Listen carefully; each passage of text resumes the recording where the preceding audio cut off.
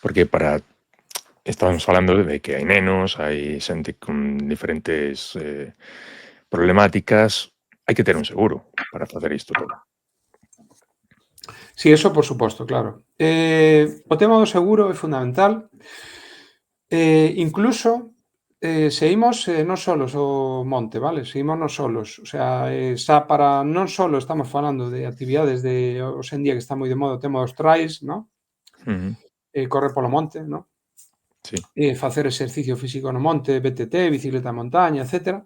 Se non senderismo, sempre, por suposto, recomendable, xa fora do que sería a nivel profesional, ¿no? Incluso, pois é recomendable saír en mínimo en parellas, ¿no? 2 ou 3 persoas Ujú. para calquera eventualidade que puidera suceder, por suposto.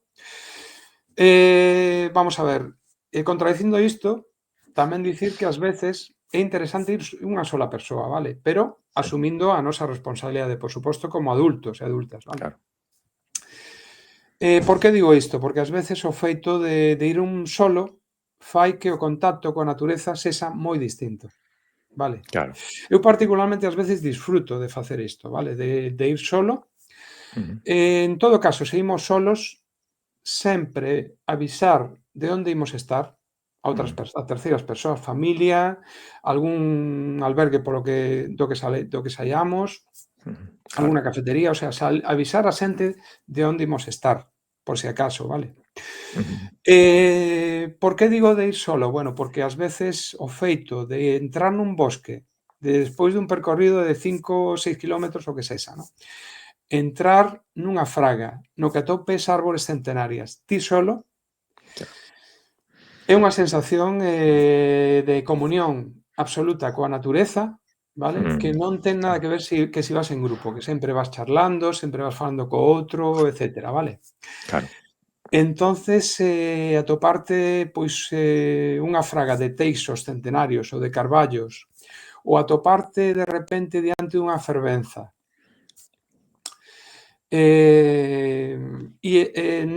non o podes entender hasta que non estás aí, Claro. vale?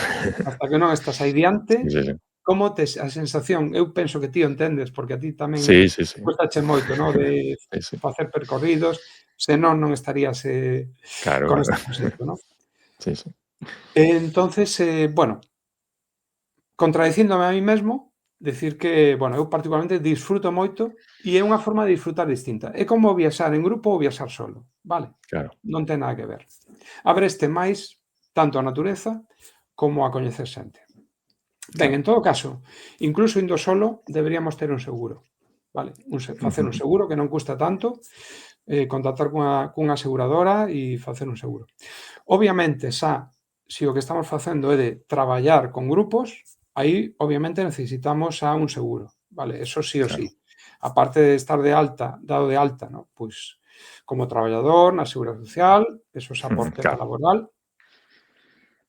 seguro de autónomos ou contratado por unha empresa, o que sexa, pois precisamos un seguro. E insisto, tanto se imos nós solos ou en grupos con amigos, amigas, etcétera, por suposto, si estamos traballando, vale? Precisamos un seguro. Bueno, moitas veces, si estamos falando de grupos organizados que veñen dentro do horario escolar, pois xa teñen un seguro propio, non, para esa actividade, Ujú.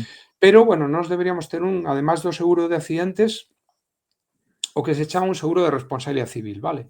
Que Claro. cubriría no caso de calquera problema que podamos ter na natureza. O seguro ten que estar aí, vale, sempre, pero además que, bueno, hai seguros que xa están especializados, non vou facer aquí obviamente publicidade, pero Sí. hai seguros que están especializados en actividades no medio natural, vale. Claro. Ujú. Cando levas un tempo traballando nisto, xa vas coñecendo ou podes contactar con persoas que traballen neste medio, Ujú. neste eido, e hai seguros que están especializados neste tema.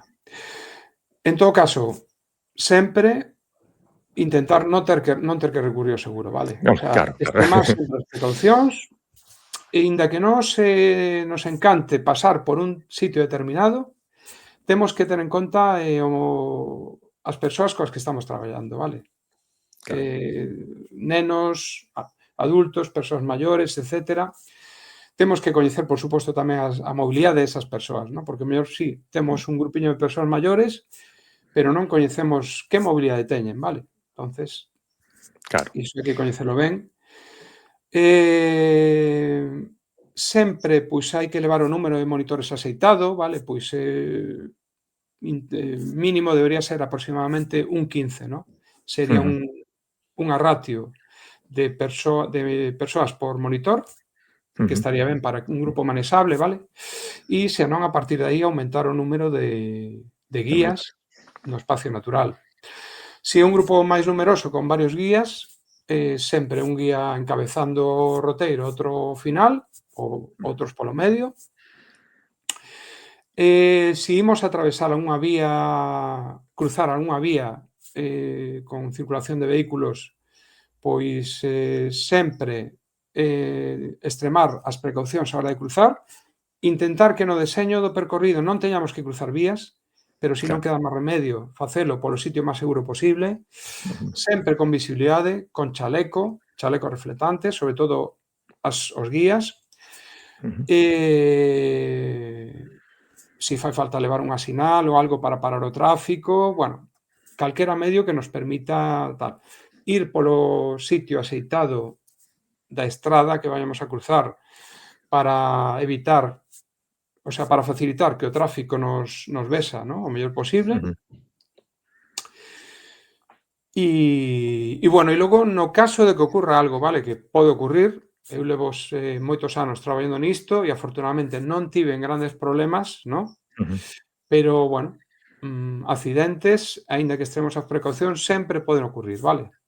ujú. É fundamental neste tema, bueno, no curso dimos unhas pinceladas, non? Aínda que, é interesante sempre ter un curso de primeiros auxilios, vale? A Ujú. ser posible, por unha entidade especializada neste tema, ter un curso de primeiros auxilios e actualizalo. Claro. Normalmente seguimos con profesorado, non? Se é unha salida dentro no horario escolar, con profesorado normalmente eles xa soen ter ese tipo de cursos, vale? Pero bueno, da igual, non podemos fiarnos dese tema e nós deberíamos ter un curso de primeiros auxilios e cada ano deberíamos retomar, non? Facer inda que sea un cursiño pequeno dunhas cantas horas, vale? Claro. Para actualizar coñecementos e como se fora, bueno, que se fai noutros sitios, que é facer un simulacro non? Nun edificio, pois faz un simulacro de emerxencias, non? Claro. Pois aquí tamén para saber como actuar en caso de que ocurra calquera eventualidade. E logo, bueno, para iso están tamén os medios de emerxencia, non? Pois aquí, por exemplo, o 112, non? Que sería o teléfono de emerxencias Eso sería para o primeiro chamar ao que recorrerías, chamar o 112. chamar o 112, vale, chamar o Mm, 112 para emerxencias e normalmente, pois, eles xa nos van a poñer nos van a facer unha serie de preguntas, nos van a ir guiando. Saben que en moitos casos, bueno, pois estamos nerviosos, claro. intranquilos pola situación que está ocurrindo bueno, pois non todas as persoas temos a mesma capacidade para atender unha emerxencia, vale? Claro. De calquera tipo, vale? Pois pode ser unha persoa que caeu, unha caída dunha persoa, pode ser unha picadura de unha avispa, pode ser calquera cousa que se nos ocurra, vale? Estas persoas desde o teléfono xa nos van a ir guiando do que temos que facer, nos van a preguntar como se atopa a persoa, o paciente, e nos van a ir guiando dos seguintes pasos Mm, que temos que facer, vale? moi ben. Logo, bueno, está tamén o teléfono, por exemplo, o 085, que Ujú, sería un teléfono para atención en caso de incendios forestais, por exemplo, vale? ujú. En este caso sería para estamos no medio natural, observamos que hai un incendio, pois este sería o teléfono. Por que é interesante que exista este teléfono tamén? Para non saturar o 112, vale? Claro. Cando hai incendios, en vez de chamar o 112, pois para ese tema específico chamamos o 085, vale?